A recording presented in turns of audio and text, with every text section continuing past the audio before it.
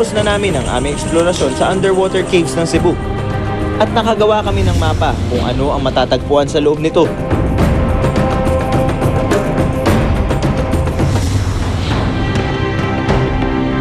Mula Mactan, Cebu, dumiretso ang aming grupo sa Bolinao, Pangasinan para ikumpara ang kagandahan at posible iba pang katangian ng underwater caves.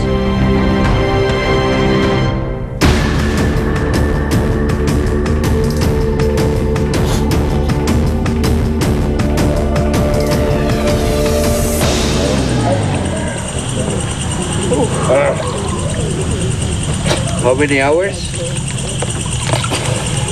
How many hours?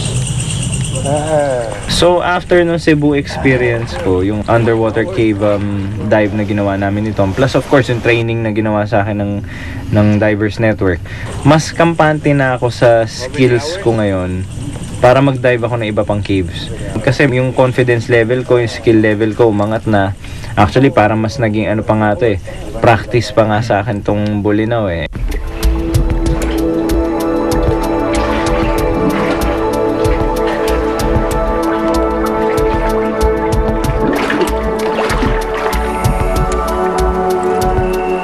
Pasok pa lang sa loob ng kuweba, pagsubok na.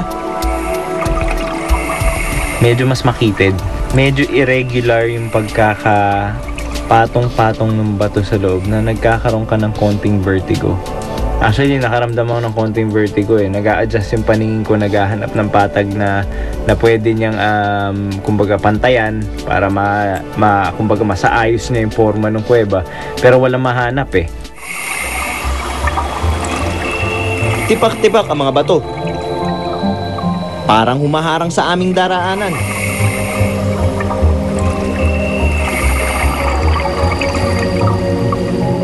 Mga corals ito na nabiyak sa paglipas ng milyong taon dahil sa malalakas na hampas ng kuryente sa ilalim ng tubig at paggalaw ng lupa. I was able to see like a few fossils ng corals na naka-embed sa bato. Pero hindi sa lahat ng area. Sobrang alikabok. Ilang beses kaming nabulabog mula ng konti. Nagla-cloud na kaagad. Magkaganito man ang aming pinasukan, hindi ito naghihadlang para mas lalo pa naming kilalanin ang kuweba.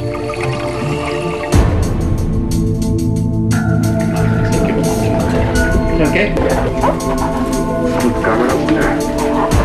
That's not bad. Isang kuweba sa loob ng isa pang kuweba ang aming pinasok. You really gotta be careful. So we have to stay as long as possible inside without silking because there is no take two here. Okay. Mas mahirap yung access niya paloob. Yung hagdanan pinaturn dun sa mga boulders na so makitid yung daan, madulas.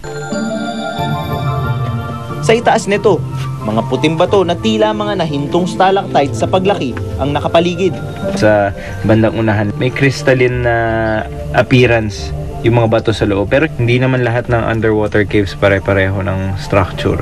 Pare-pareho ng rock formation sa loob or pare-pareho ng composition.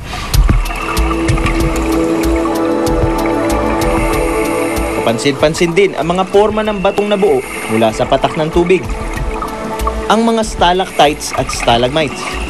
Meaning there was a time na eto namang kuwebang to was above water. Tapos tumaas na naman yung water level. Tapos yun na, tumigil na yung growth nila. Ngunit, may connection din ba ang mga underwater caves sa buhay na nasa ibabaw nito? At sa aming pag-ahon, may mga nakita kaming maliliit na baging. Yung mga nakalawit dun sa loob ng kuweba, probably roots ng mga trees on top of the limestone formation. Maaari raw magdala ng banta ang ganito ayon sa mga eksperto. Dahil sa paglago ng puno at paglawak ng mga ugat nito, maaari maging sanhi ito ng pagyanig at pagbagsak ng ilang mga bato sa loob ng underwater caves, maging sa tirahan ng mga tao. Kaya mahalagang malaman kung ano ang nasa ilalim ng itatayong gusali. Like sa Baguio, since the whole city is underlain by limestone, pwede tayo magkaroon ng mga caves na pwede bumagsak yung mga limestone formations na yon. Bago magtayo ng isang building, ang isang developer or isang may-ari ng lupa, pinapa-investigate muna natin. Kaya meron tayong geologic investigation. Sa pagtuklas ng mga underwater caves, binibigyan ng tao ng pagkakataon malaman at may kumpara ang mundo noon at ngayon. Marami nating nadidiskubre ng mga organismo sa ilalim ng mga ganyang klaseng kuweba. Kung minsan yung mga underwater caves na yon, may mga artifacts na nakukuha, archaeological findings. We can also determine na nagkaroon ba ng pagtaas ng tubig dagat. Kasi kung halimbawa sa ilalim ng underwater cave, may makikita ka ng mga stalactites and stalagmites. That means that cave was unland. Maraming panahon na nakalipas.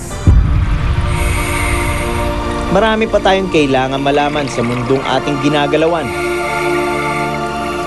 Hanggang sa ngayon, patuloy pa rin ang pagtuklas sa mga tagong lugar ng ating planeta, gaya ng mga underwater caves. At sa mga lugar gaya nito, mas naiintindihan natin kung ano ang mundo bago pa man tayo mga tao ang maghari rito. Ako si Kiko Ruscha, born to be wild.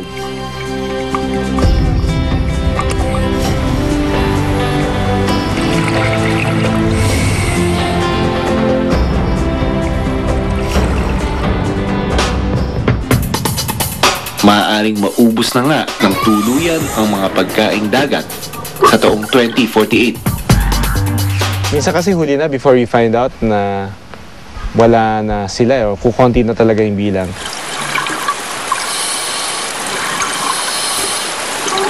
Mga kapuso,